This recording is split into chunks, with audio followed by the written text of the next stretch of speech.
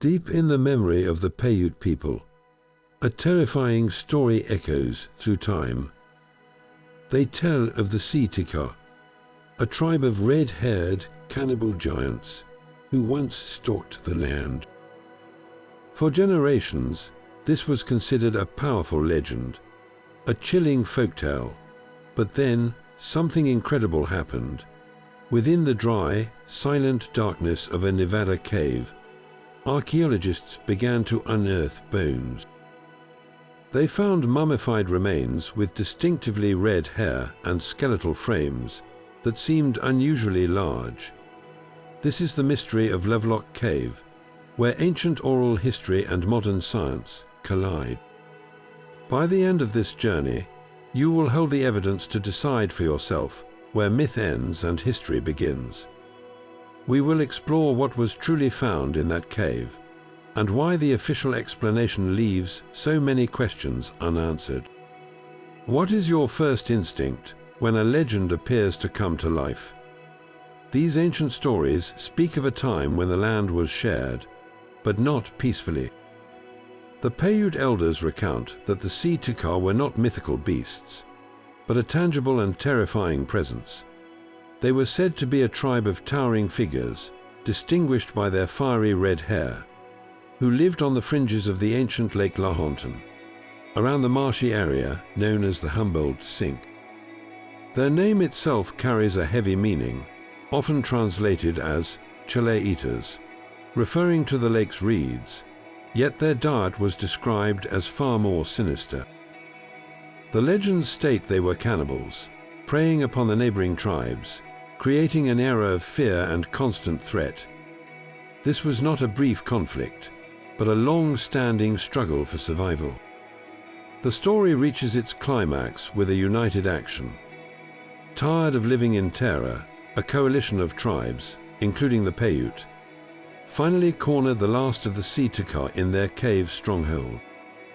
The details are vivid and strategic. The tribes blocked the cave entrance and built great fires, attempting to smoke the giants out.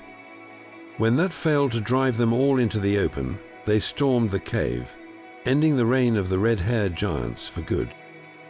This narrative is not recounted lightly. For the Paiute, it is a foundational history, a story of their ancestors' resilience and ultimate victory over a monstrous adversary. It is a deeply held cultural memory, preserved with care across countless generations. This makes the subsequent discoveries in that very cave so profoundly unsettling. What happens when the bedrock of legend is suddenly shaken by the hard stone of physical evidence? The legend was about to meet the modern world. Decades after those Paiute stories were first recorded for history, the cave itself was rediscovered, not by storytellers, but by treasure hunters of a different sort. In 1911, a group of miners arrived at the site, their interest purely commercial. They were not looking for giants or ancient bones. They were after guano, the accumulated droppings of bats, which was a valuable fertilizer. For 2 years, they industriously hauled out thousands of tons of this material, completely unaware that they were dismantling a deeply layered archaeological site. Their shovels sliced through centuries of history, mixing artifacts and bones, and discarding what they saw as worthless debris. It was an act of pure industry that nearly erased the very evidence that could prove the legend true. Then the professionals arrived. Archaeologists from the University of California learned of the cave and its rapid destruction. They intervened, securing the site for proper excavation. What they stepped into was a time capsule, a deep, dry shelter protected from the elements. Its floor a stratified record of human and perhaps other habitation. The air was thick with ancient dust, and every careful scrape of a trowel began to reveal a story far stranger than anyone could have anticipated. Layer by layer, they began to pull artifacts from the earth, ordinary objects that told an extraordinary tale. The first bones they pulled from the dust stopped everyone in their tracks. these were not ordinary human remains. Miners and then archaeologists, like L. Loud from the University of California, began reporting skeletal fragments that suggested a people of remarkable stature. A thigh bone, a femur, when measured, indicated an individual who would have stood well over 6.5 feet tall. A truly colossal figure for an ancient population. In an era where the average height was significantly shorter, finding one such skeleton would be notable, but the reports suggested there were many. The initial accounts described not just one large individual, but an entire group, a population that seemed to match the Paiute descriptions of the towering si-te-cah. The immediate reaction was a mix of sheer excitement and deep skepticism. The very idea of giants, long relegated to myth and folklore, was suddenly being discussed in serious academic circles. Could these bones be the proof that legends are sometimes just forgotten history? The controversy ignited instantly, creating a rift that would never fully close. On one side, there was the thrilling possibility of a monumental discovery, a lost chapter in human history.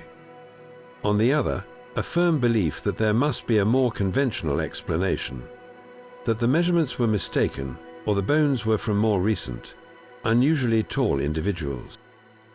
This was the birth of the modern mystery, all stemming from those first, shocking finds in the dry earth of Lovelock Cave. But the most haunting evidence was not just the size of the bone. It was what clung to the skulls. As the archaeologists carefully brushed away the centuries of dust, they uncovered mummified remains, and some of these ancient individuals had a full head of distinctively red hair. This was not a trick of the light or a result of decay. The hair was a vibrant, coppery red, preserved perfectly by the cave's unique environment. The dryness of the air and the stable temperature of the cave created a natural mummification process. Instead of decomposing, these bodies slowly desiccated, their skin and hair drying out and becoming leathery, effectively framing their appearance for thousands of years. This natural preservation gave us a direct, tangible connection to these people. But it also presented a profound mystery. Why was the red hair so significant? For the native Paiute and other tribes of the region, dark hair was the universal norm. The sudden, vivid appearance of red-haired mummies in the very cave described in their oral histories was staggering. It was as if a key detail from an ancient story had been physically validated. This was not a vague similarity. The legend specifically described red-haired giants, and here they were. The anomaly of the hair forced a difficult question. Were these people a completely separate, isolated group with genetic traits unknown to the region's indigenous populations? The evidence was no longer just about bone measurements. It was about identity, staring back at us with fiery red hair from across the abyss of time. The vibrant red hair posed a problem that mainstream archaeology could not ignore. When faced with such an extraordinary claim, the scientific method demands rigorous scrutiny. And the case of the Lovelock giants was subjected to exactly that. The initial sensational reports of skeletons, measuring 7 or even 8 feet tall, began to crumble under closer examination. Many modern archaeologists argue that the so-called giant bones were a classic case of misinterpretation. They point out that the chaotic early mining operations severely disturbed the cave's layers, jumbling together the bones of many different individuals. What a miner might have excitedly assembled as one enormous skeleton could have easily been the mixed remains of several people. Furthermore, some of the largest bone fragments, initially identified as human, were later re-examined and found to belong to large animals, like grizzly bears, that also used the cave for shelter over the millennia. This context is crucial. It shifts the narrative from a population of literal giants to a more plausible, though still mysterious, story of a group of tall, but not superhuman, people. Yet, even after accounting for these mix-ups and misidentifications, certain puzzles stubbornly remain. The debunking of the extreme height claims does not fully explain the existence of the red-haired mummies themselves. How does science account for that specific, anomalous detail in a region where it is so genetically unexpected? Could these have been an isolated band with unique traits, or perhaps travelers from a distant land? The official explanations provide answers, but they leave behind a trail of questions that keeps the legend very much alive. To understand why this cave became a focal point of such a dramatic story, we must step back and see the world as it was. Today, the area surrounding Lovelock Cave is a stark and arid landscape, a vast desert basin. But thousands of years ago, this was a land of plenty. The cave itself overlooked the sprawling shores of ancient Lake Lahontan, a massive inland sea that covered much of northwestern Nevada. This was not a small lake, but a truly immense body of water, a vibrant blue expanse in the middle of a now vanished world. Its shores were not barren, but lush and teeming with life. Think of it as a prehistoric oasis. Marshes thick with chalais reeds provided raw materials for building boats and crafting shelters. The lake itself was filled with fish, from tiny minnows to massive Lahontan cutthroat trout. Waterfowl crowded the skies and the shoreline, while herds of large game animals came to drink from its life-giving waters. This rich ecosystem created a perfect environment for human communities to not just survive, but to truly flourish. A group living here would have had access to a steady, reliable supply of food and resources.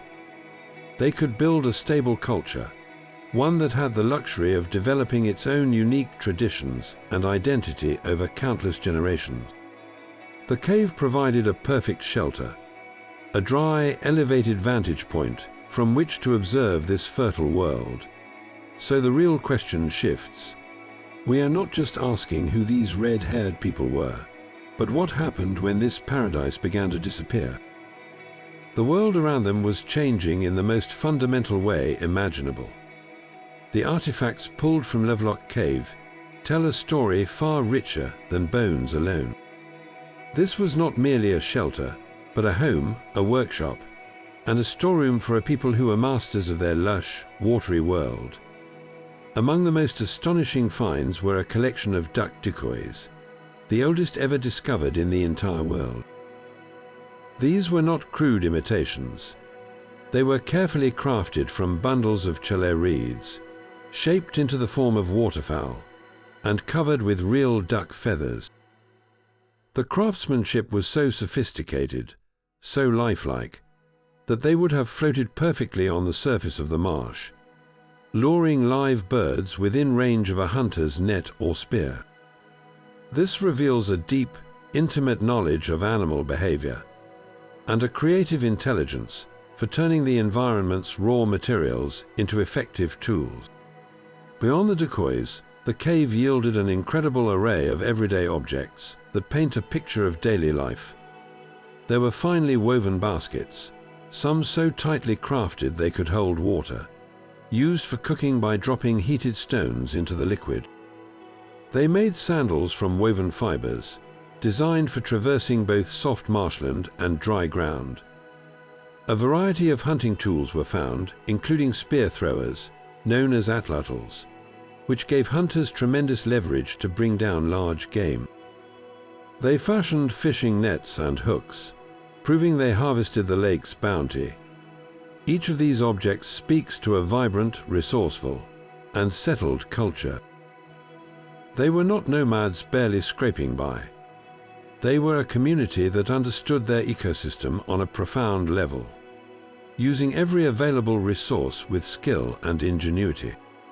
They lived in a land of abundance, and their technology reflected that prosperity. So we are left with a powerful contrast. This was a people who created beautiful, functional art for hunting ducks, yet whose own story ends in a legendary battle for survival. How does a culture so adept, so settled, find itself at the center of such a violent and enduring myth? Among the woven baskets and duck decoys, another set of artifacts emerged that has puzzled researchers for decades. These were the Lovelock stones, smooth disc-shaped rocks, often palm-sized, with a series of notches carefully carved around their edges. They do not look like tools for hunting or cooking. Their purpose seems entirely different, something symbolic or mathematical. One of the most compelling theories suggests they were ancient calendars. Each notch could represent a single day, with the entire circuit of the stone marking a complete lunar cycle, or even tracking the changing seasons for planting and harvesting. Imagine holding a stone that counts the passage of time in your hand, a physical connection to the turning of the heavens. Another idea is that they were counting devices, a primitive form of record keeping. A hunter might have used one to tally the number of animals taken, or a leader to account for members of the tribe. The notches could tell a story of resources, of people, of events that were too important to be left to memory alone. Yet there is a third, more spiritual possibility.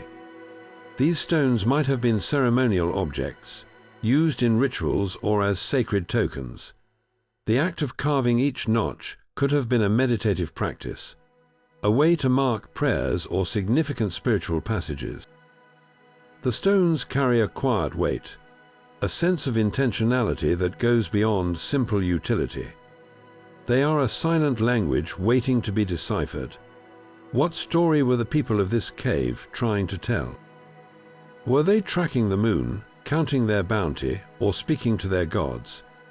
The stones offer no easy answers, only the enduring mystery of a people who left their marks, but not their meanings. The most unsettling whispers from Lovelock Cave do not come from the size of the bones or the color of the hair, but from their condition. Deep within the cave's deposits, archaeologists uncovered human bones that were fractured, burned, and scattered. These are not the carefully arranged remains of a ceremonial burial. They are fragments that tell a story of violence and desperation. This discovery forces us to confront the darkest part of the Paiute legend, the claim that the si-te-cah were cannibals. Could these broken bones be the physical proof of that ancient accusation? The debate among scholars is intense and deeply unsettled. One school of thought points to the clear evidence of butchery. The bones show precise cut marks, the kind made by stone tools when flesh is systematically removed. Some of the long bones were cracked open, a practice often associated with extracting the nutritious marrow inside. This pattern is not random damage. It suggests a deliberate and skilled process of dismemberment. The presence of burning on some of these same bones adds another layer of grim possibility. Were these the remains of enemies, consumed in a ritual of power and domination, exactly as the legend describes? Or does the truth lie in a more tragic, human struggle? Another compelling theory suggests this was not ritualistic cannibalism, but survival cannibalism. Remember, this cave was a home during a time of catastrophic environmental change. As ancient Lake Lahontan shrank, the lush oasis it supported would have vanished, turning into the desert we see today. In such a desperate struggle for dwindling resources, a community trapped by famine might have been forced to do the unthinkable to survive. The broken bones could be the heartbreaking evidence of a people pushed to the absolute brink, consuming their own dead not out of malice, but necessity. So we are left with a haunting choice between two profoundly different narratives. Was this cave the site of a monstrous tribe's final stand, or the tragic endpoint of a once prosperous culture collapsing under environmental pressure? The bones themselves offer no simple verdict, only silent, shattered testimony to a moment of extreme crisis. The fractured bones force us to look beyond legend and into the hard science of the skeleton itself.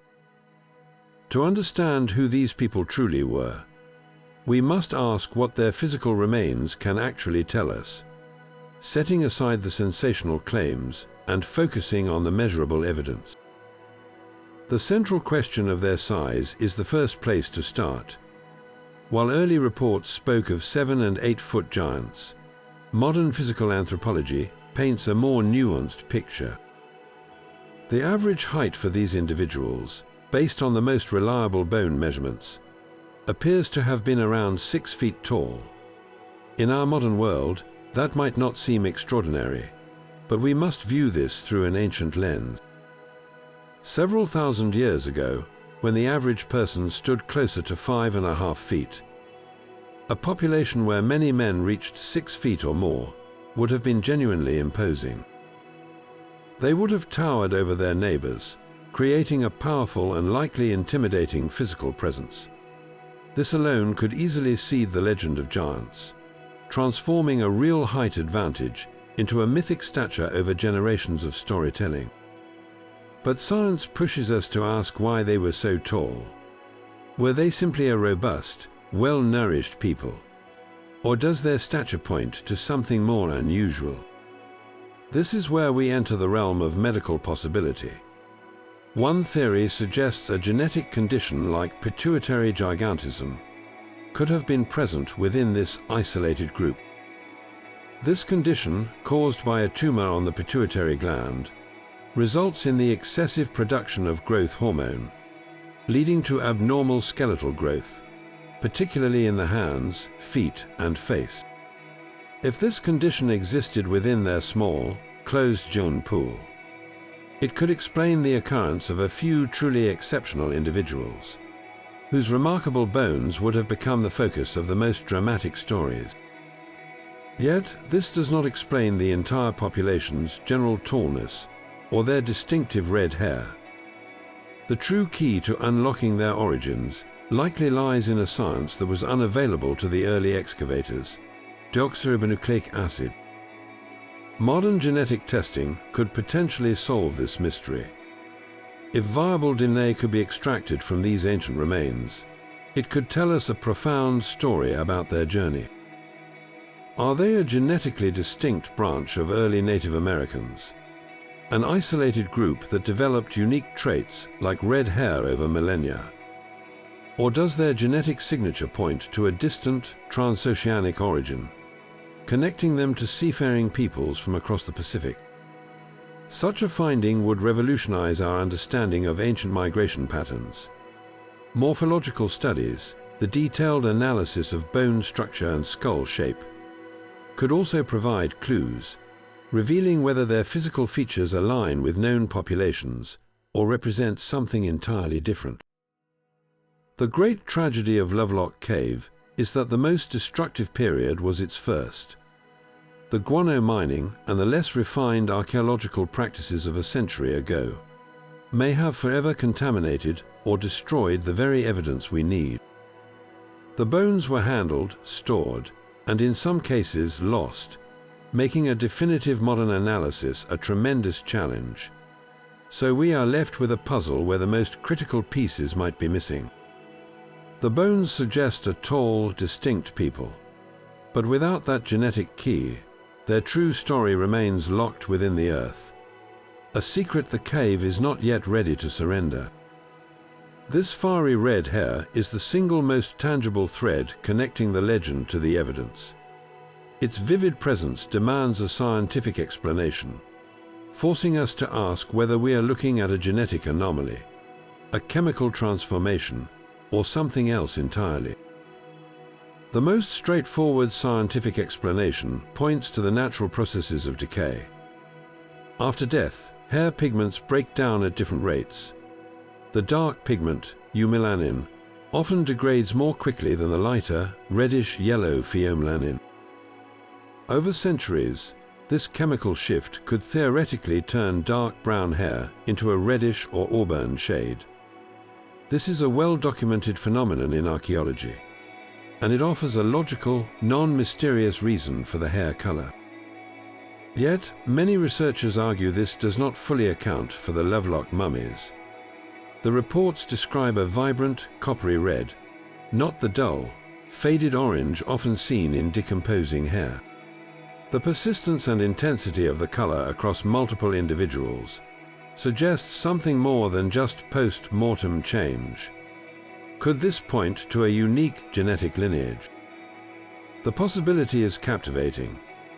Imagine a small, isolated group living around that vast ancient lake, genetically cut off from the wider population for generations. In such a closed community, recessive traits, like the gene for red hair, can become surprisingly common. This would not require a supernatural origin, but simply the workings of genetics in a secluded environment. They would have been a distinct people, visually set apart from their darker-haired neighbors, their very appearance fueling stories of a different kind of human. There is another, more cultural possibility. Many ancient societies around the world used minerals and dyes for ritual purposes. Red ochre, a naturally occurring clay, was sacred to countless cultures and was often used in burials. Could the hair have been intentionally stained with ochre as part of a funerary practice? This would explain the striking color as a cultural choice, a final tribute to the deceased, rather than a trait they were born with. Each of these theories has its merits, yet none feels entirely conclusive. The degradation theory seems insufficient for such a vibrant color. The isolation theory is plausible, but remains unproven without definitive DNA. The ochre theory is elegant, but where is the residue, the physical proof on the hair strands themselves? The power of the red hair lies in this very ambiguity. It is a detail so specific, so unusual, that it refuses to be easily dismissed. It anchors the entire mystery, giving a face to the nameless bones and a startling credibility to an ancient story of giants. The story of the red-haired giants does not end at the mouth of Lovelock Cave. This compelling narrative echoes across the Americas, woven into the very fabric of countless indigenous traditions. Far from being an isolated tale, the Paiute account of the si-te-cah is part of a vast, continent-wide tapestry of giant lore. The Choctaw people of the southeastern woodlands speak of a race of immense stone-throwing giants who were eventually defeated by their ancestors. The Comanche who roamed the Great Plains tell of fierce, tall warriors who threatened their people. These stories, separated by thousands of miles, share a common thread, a cultural memory of formidable, oversized beings who are ultimately overcome. This pattern suggests something profound. Were these legends simply morality tales, symbolic stories about overcoming great adversity? Or do they point to a more tangible reality, a scattered population of unusually large and powerful people who left a deep and lasting impression on the tribes they encountered? The fascination does not stop at the water's edge. When we look across the Pacific Ocean, the connections become even more intriguing. Polynesian oral histories are rich with accounts of powerful, often gigantic, ancestors who navigated the vast seas. Could there be a link? Is it possible that a seafaring people, possessing both great stature and distinctive features like red hair, made landfall on the western shores of the Americas long before recorded history? This idea transforms the mystery from a local curiosity into a global puzzle. The human fascination with giants seems to be a universal constant, appearing in the mythologies of nearly every culture on Earth, from the Nephilim of the ancient Near East to the Jotun of Norse sagas. This recurring theme speaks to a deep-seated part of our collective psyche, a way of grappling with the unknown, the powerful, and the other. Perhaps these stories are not mere fiction, but a magnifying glass held over real events and real people, their extraordinary qualities amplified over centuries of retelling. The legend of Lovelock Cave offers us a rare opportunity. A chance to hold one of these magnifying glasses up to the light and see what tangible evidence lies beneath the layers of myth. The legend of the si-te-cah invites us to look far beyond the Nevada desert, connecting these mysterious figures to grander narratives of lost origins. One of the most persistent theories links them to the legendary Aztec homeland, Aztlán. According to Aztec tradition, their ancestors migrated south from a distant northern land called Aztlán, a place often described as an island in a lake. When you look at a map of ancient Lake Lahontan, with Lovelock Cave situated on its prehistoric shore, the geographical parallel is striking. Could this cave and its red-haired inhabitants represent a forgotten branch of that great migration? A people left behind when the main group journeyed south to found an empire. This idea gained traction because it offers a tantalizing solution to a historical puzzle, providing a potential physical location for a place most scholars consider entirely mythical. It transforms the si-te-cah from local giants into pivotal characters in the epic story of the Americas. Another far-reaching theory proposes an even more astonishing origin, suggesting the si-te-cah were a remnant of one of the lost tribes of Israel. This idea, rooted in centuries of speculation, imagines that these ancient Israelites, after being dispersed from their homeland, undertook an incredible journey across continents and oceans. Proponents of this view point to certain cultural parallels, such as reported oral histories of a great flood or practices that might be interpreted as monotheistic. The unusual red hair is then framed as a possible genetic marker of this Middle Eastern lineage, a startling anomaly that seems to defy conventional understanding of Native American ancestry. These speculative ideas flourish in the fertile ground left by unanswered questions. They are compelling not because they are proven, but because they speak to a deep human desire to connect disparate dots into a meaningful picture, to find a grand, hidden story behind a local mystery.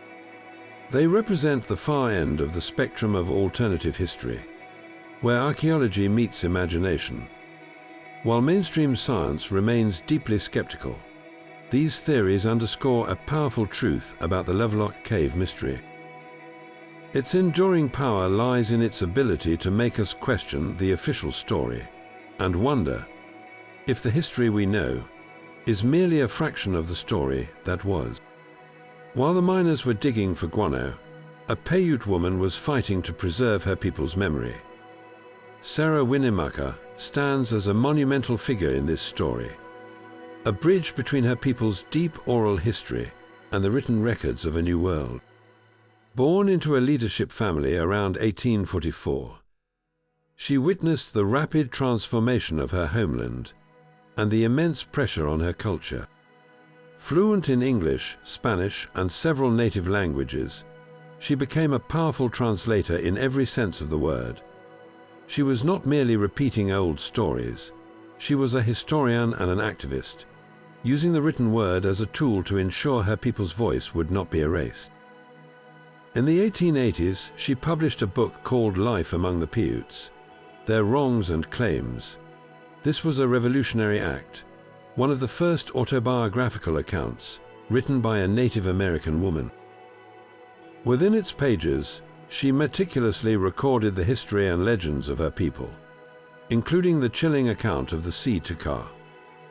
Her written testimony gave the legend a tangible form, anchoring it in a specific time and place with the authority of a cultural insider. Before the first archaeologist ever set foot in Lovelock Cave, Sarah Winnemucca had already provided the map, a detailed narrative that future discoveries would strangely echo. She preserved the story not as a fairy tale, but as a foundational piece of her people's past, a record of survival and identity. Her work forces us to ask a profound question. What if we have been reading the evidence all wrong? What if the bones and artifacts are not the primary source, but rather the corroborating evidence for a history that was never truly lost, only waiting for the world to listen. As the first reports from Lovelock Cave reached the outside world, they ignited a media firestorm. Newspapers and magazines in the early 20th century were hungry for sensational stories, and the discovery of potential giants was a front-page dream. Headlines screamed about the unearthing of a lost race of red-haired titans, with some articles confidently describing skeletons measuring 8 feet or more. The sober, careful language of the archaeologists was often cast aside in favor of dramatic prose that captivated a public enthralled by the exotic and the unexplained. This was the era of pulp magazines and fantastical adventure tales, and the story from a remote Nevada cave fit the narrative perfectly. It was no longer just an archaeological find, it was a spectacle. This sensationalism created a powerful feedback loop that still echoes today. The more the media amplified the story, the more it attracted the attention of fringe theorists and alternative historians, who used the exaggerated reports as the foundation for their own grand narratives. In turn, their books and lectures fed back into popular culture, cementing the image of the Lovelock giants in the public imagination, often detached from the more nuanced and perhaps more mundane reality of the evidence. The line between a fascinating archaeological mystery and a full-blown myth began to blur, not in the dust of the cave, but in the ink of the printing press. Why does this matter? Because the legacy of that early hype still shapes how we view this mystery, making it incredibly difficult to separate the solid facts from the sensational fiction that has grown around them for over a century. That media frenzy of a century ago created a fog of exaggeration, but modern archaeology has worked patiently to clear the air. Contemporary researchers have returned to the original evidence, armed with tools and techniques the early excavators could never have dreamed of. Their goal is not to simply debunk the myth, but to understand the true, and perhaps even more fascinating, story of the people who called Lovelock Cave home. Radiocarbon dating has been a game changer. By analyzing the residual carbon in artifacts, like the famous duck decoys and woven baskets, scientists have been able to place the most intensive human occupation of the cave squarely between 2,000 and 600 years ago. This timeline firmly anchors the cave's inhabitants within the known history of the Great Basin's indigenous cultures, long before any hypothetical transoceanic contact. There was no single lost race of giants, but rather a continuous, evolving human presence over millennia. The story of Lovelock Cave is a human story, one of adaptation and resilience. When we re-examine the evidence of their stature, a clearer picture emerges. Detailed analysis of the skeletal remains that have survived in museum collections confirms that these people were indeed tall and robust, but within the range of human variation. Their height was likely a product of their exceptional environment, living in a land of plenty around ancient Lake Lahontan, with a protein-rich diet of fish, waterfowl, and large game. They were simply a very healthy, very well-nourished population. Their physical advantage was a testament to their success in a rich ecosystem, not a sign of a separate biological origin. This scientific re-evaluation shifts the entire narrative. The legend of the red-haired giants begins to look less like a factual account and more like a powerful cultural memory, a story that grew in the telling. Imagine a conflict between the ancestors of the Paiute and this taller, distinct-looking group from the cave. Over generations, the real physical differences could have been magnified in oral tradition, transforming tall adversaries into monstrous giants. The red hair, whether a result of genetics, ritual, or the chemistry of time, became the defining, unforgettable feature that cemented their otherness in the story.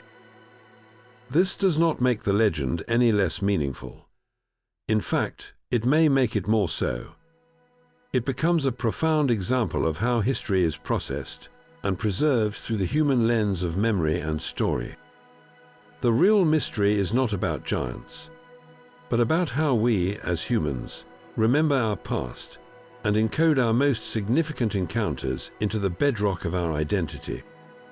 But this scientific re-evaluation only fueled the fire for those who believe the truth is far stranger.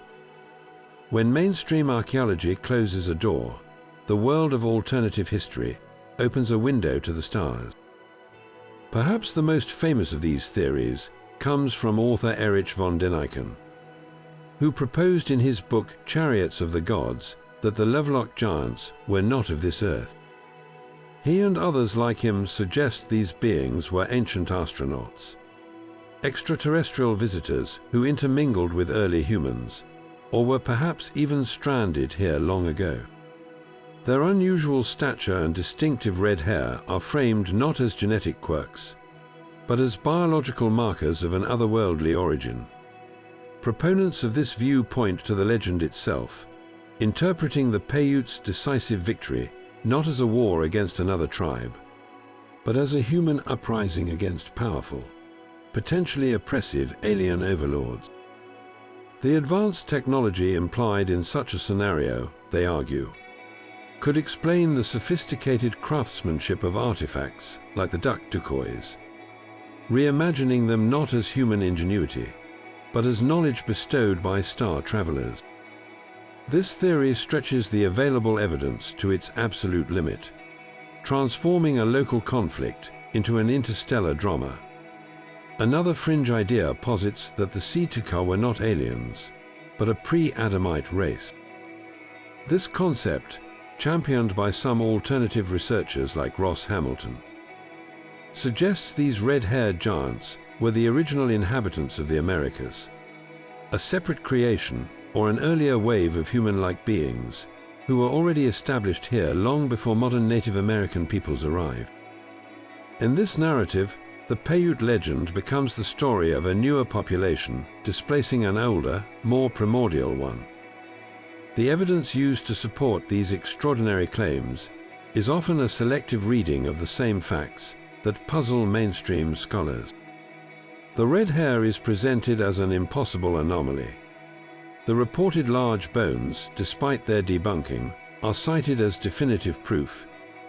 Even the lack of conclusive modern DNA testing is framed not as a tragedy of lost evidence, but as a deliberate cover-up, a suppression of a truth too world-shattering to be accepted. These theories thrive on the gaps in the official record, filling the silences with grand, cosmic narratives. They ask us to consider a history not of slow, human migration, but of cataclysmic encounters and lost epochs. While they exist far outside the boundaries of conventional science, their enduring popularity reveals something fundamental about the human psyche.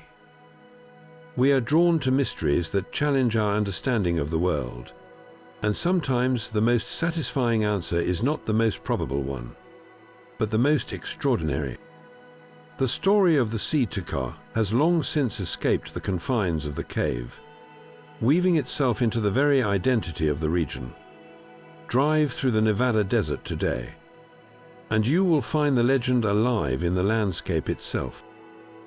The town of Lovelock, of course, shares its name with the cave, but the influence runs deeper. Just a short distance away, you can find the Giant's Cave RV Park, a place where travelers can literally park their homes in the shadow of the mystery. Local businesses and roadside attractions often feature the image of a towering, red-haired figure, a modern-day icon born from an ancient oral history. This is not just a forgotten archaeological debate. It is a living part of the local economy and community spirit. The Pershing County Museum in Lovelock proudly displays a collection of artifacts from the cave, including one of the most famous pieces of evidence, a pair of enormous, woven sandals that seem far too large for an ordinary person. For residents and visitors alike, these objects are not merely relics. They are tangible anchors for a story that defines their home as a place of wonder and hidden history. This transformation from scholarly puzzle to local legend reveals a powerful human impulse. We are drawn to mysteries that root us in a landscape, giving a sense of place a deeper, more magical dimension. A simple desert town becomes a gateway to an epic past, and a dusty cave becomes a portal to a time when giants walked the earth. The community has embraced this narrative, understanding that some stories, true or not, are simply too good to forget. They have built a modern identity upon the foundation of an ancient mystery, proving that a legend can be just as real as any artifact, shaping how people see their world and attracting those who yearn to touch a piece of that enigma. Why does this story, above so many others, hold such enduring power? Perhaps because it allows everyone who hears it to become a part of the search, to look out at the stark beauty of the Humboldt Sink and wonder if the truth is still out there, waiting. This frustrating disappearance of evidence forms the darkest shadow over the entire Lovelock mystery. We are left with a collection of tantalizing reports and a handful of surviving artifacts. But the most crucial pieces of the puzzle, the very skulls that could have provided definitive answers, have seemingly vanished from the record.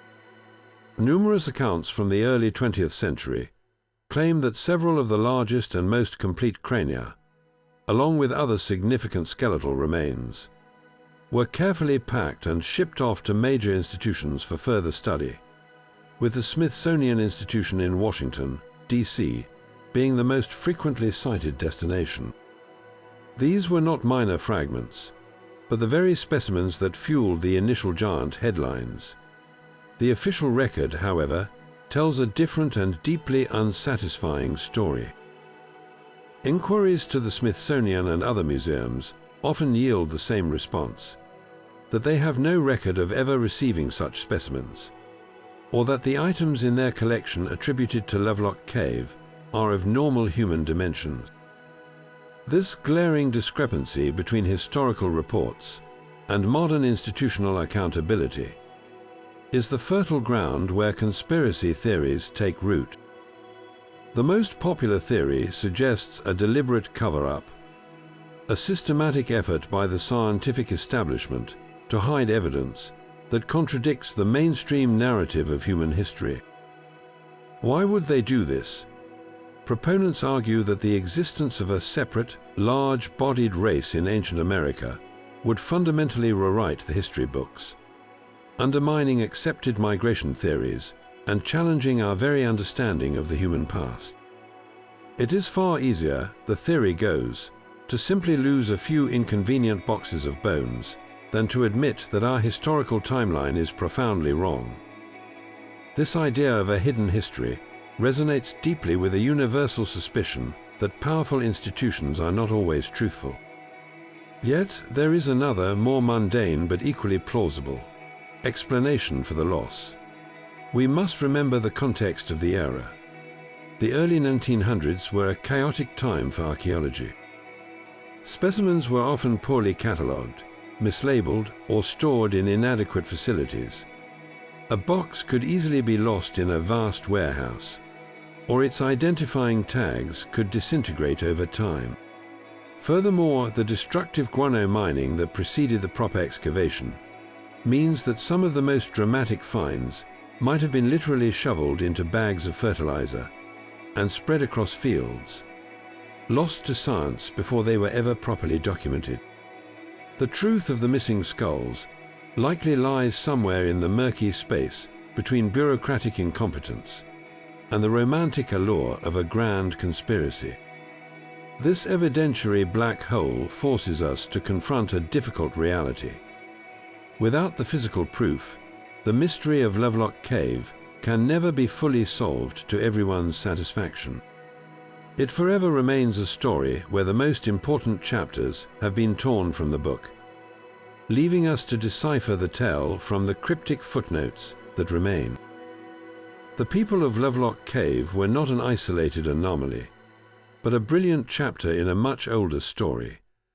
To truly understand their world, we must pull our perspective back and see them within the vast tapestry of ancient North America. For thousands of years, following the retreat of the great ice sheets, a foundational way of life spread across the western half of the continent, a cultural period known to archaeologists as the Western Archaic tradition. This was not a single empire or tribe, but a long-lasting and highly successful adaptation to a diverse landscape. These were the original hunter-gatherers, the masters of survival, who learned to thrive from the deserts of the Great Basin to the mountains of the Rockies. They did not build massive cities or leave behind grand monuments of stone. Their legacy was written in a deep, intimate knowledge of the land, a sophisticated understanding of the seasons, and the invention of revolutionary technologies that would shape the continent for millennia. The inhabitants of Lovelock Cave were a classic expression of this tradition, a people perfectly tuned to the rhythm of their specific environment. Their story is a powerful testament to human ingenuity.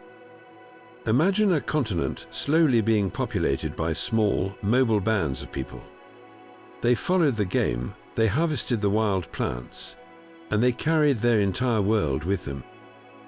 Then, in a few special places like the shores of ancient Lake Lahontan, they found a paradise so rich and reliable that they could stop wandering. The cave became a permanent base, a home where they could build upon the knowledge of their ancestors. The incredible duck decoys, the finely woven baskets, the sophisticated fishing gear, all of these were not random inventions. They were the logical, brilliant outcome of a culture rooted in the archaic tradition, but blessed with an abundance that allowed their skills to flourish beyond the ordinary. This places the red-haired people not as mythical giants, but as a pinnacle of a widespread and ancient way of life. Their timeline is crucial here. The most intensive occupation of the cave, from 2,000 to 600 years ago, occurs long after the initial peopling of the Americas, and just before the rise of the complex agricultural societies in the East and Southwest. This means the Lovelock culture was a contemporary of the great mound builders of the Mississippi Valley and the ancestral Puebloan societies of the Colorado Plateau. While those cultures were engineering vast earthworks and intricate cliffside villages, the people of the Great Basin were perfecting a different kind of civilization, one built on a profound harmony with a water-based ecosystem. They were not primitive or backward. They were simply on a different, equally advanced path. Their success was a direct result of the archaic toolkit, adapted to a specific and plentiful home. So when we ask who these people were, the broadest answer is that they were the heirs to a tradition that spanned the continent, a tradition of resilience and adaptation. Their distinctiveness, their unusual height, their potentially unique appearance, all grew from a foundation of stability and prosperity. The legend of their conflict with neighboring tribes then takes on a new, more tragic dimension. It may not be a story of humans versus monsters, but a story of one successful archaic culture clashing with another as the climate changed, and their lush paradise began to fade. The mystery of Lovelock Cave is not a separate puzzle, but a deeply human piece of the ancient American story. A reminder that history is written not just by kings and empires, but by the quiet, ingenious people who learned to make a home by the water's edge. For the Paiute people, the story of the si-te-cah is not a mystery to be solved, but a history to be honored. Modern tribal members speak of the legend with a profound sense of gravity, viewing the cave not as a site for ghost hunts or wild speculation, but as a sacred burial ground and a testament to their ancestors' resilience. The sensational headlines about giants feel like a deep disrespect, a reduction of their cultural heritage into a sideshow curiosity. They see the archaeological finds not as proof of a myth, but as a painful echo of a story they have always known to be true. The red hair and the large bones are simply physical validations of an oral history that has been meticulously preserved for generations. A history that was never meant to be debated by outsiders. The real meaning of the si-te-cah for the Paiute today is multifaceted. It is a story of identity, reinforcing their deep, unbroken connection to the land. It is a narrative of survival, celebrating the unity and strength their forebears showed in overcoming a dire threat. And it is a cautionary tale about the dangers of the other, a reminder of what can happen when a community turns against the natural order. When asked about the theories of ancient astronauts or lost tribes, many tribal historians express frustration. These external narratives, they argue, yet again rob them of their own story, inserting fantastical elements that erase the simple, powerful truth of their ancestors' experience. The central Paiute perspective is one of continuity. The legend is not a relic, but a living part of their cultural fabric, taught to children to instill values of courage, community, and respect for the past. The scientific desire to extract DNA or debate the specifics of cannibalism can feel like a violation, a continued disturbance of a place that should be allowed to rest in peace. For them, the greatest mystery is not what happened in the cave, but why their word, their unwavering oral history, is still not enough for the wider world to accept as evidence. The silence of the cave holds one truth for archaeologists, and an entirely different, deeper truth for the people whose story begins there. Lovelock Cave was not a singular anomaly in the ancient landscape of North America. Its story of deep preservation and lingering questions finds powerful echoes in other dark, silent spaces across the continent. Far to the east, beneath the rolling hills of Kentucky, lies the immense labyrinth of Mammoth Cave. Here, the dry, stable air created another perfect time capsule. Deep within its sprawling passages, explorers made a startling discovery: the perfectly preserved body of a man who had been mining for gypsum crystals thousands of years ago.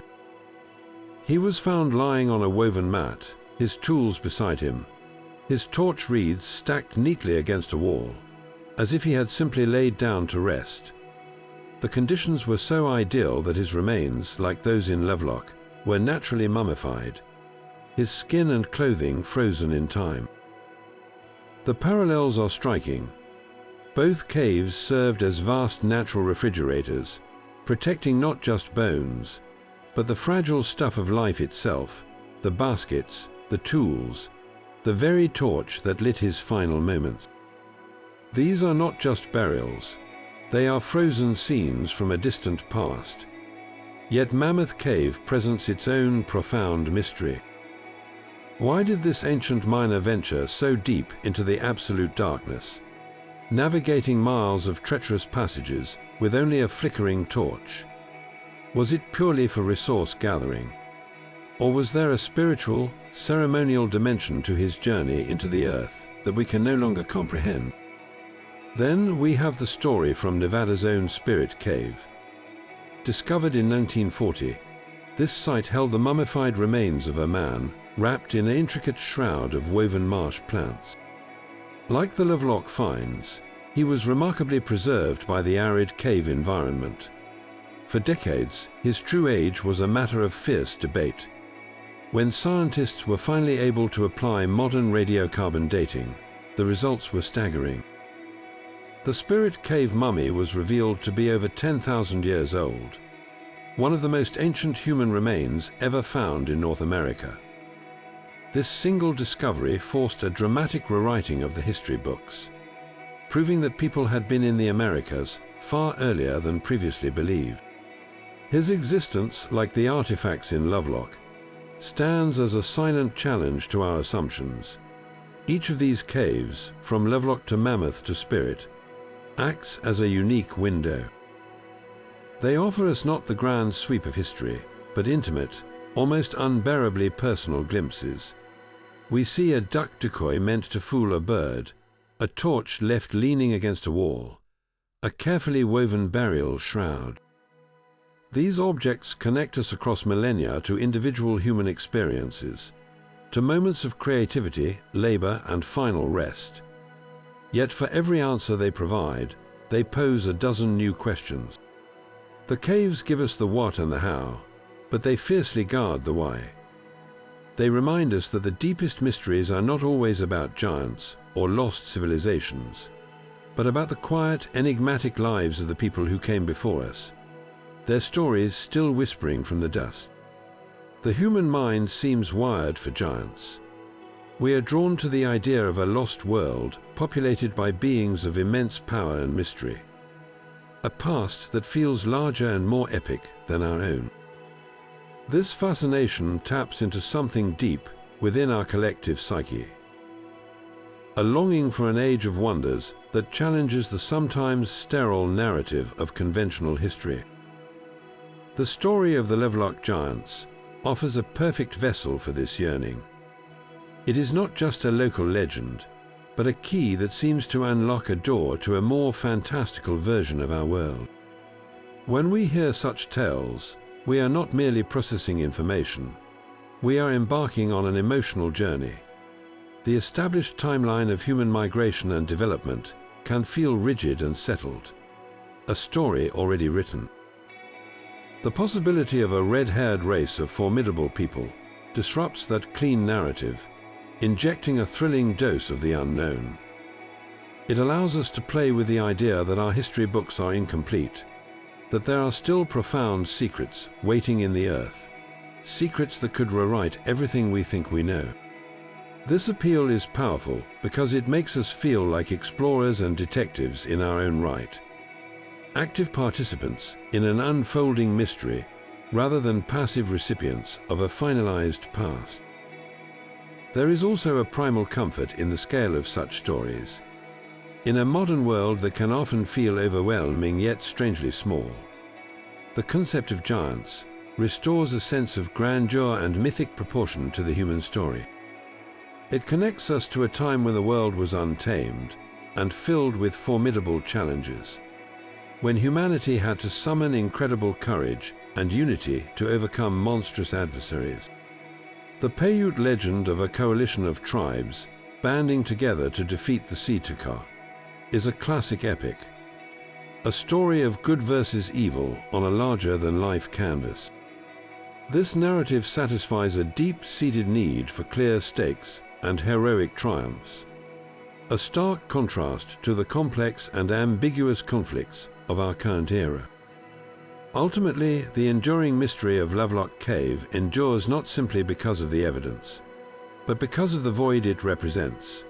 The lost skulls, the conflicting reports, the unanswered questions, all create a vacuum that our imagination rushes to fill. We are not just searching for bones. We are searching for a story that makes our world feel magical again. A hidden chapter that promises the past was far more extraordinary than we ever dared to believe. So we are left standing at the mouth of the cave, looking back at a story woven from two distinct threads. One thread is the unshakable oral history of the Paiute, a detailed account passed down with care for generations.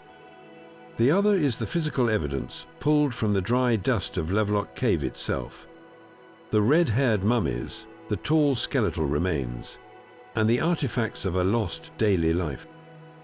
These two threads do not run parallel. They twist and tangle together in a way that is deeply compelling.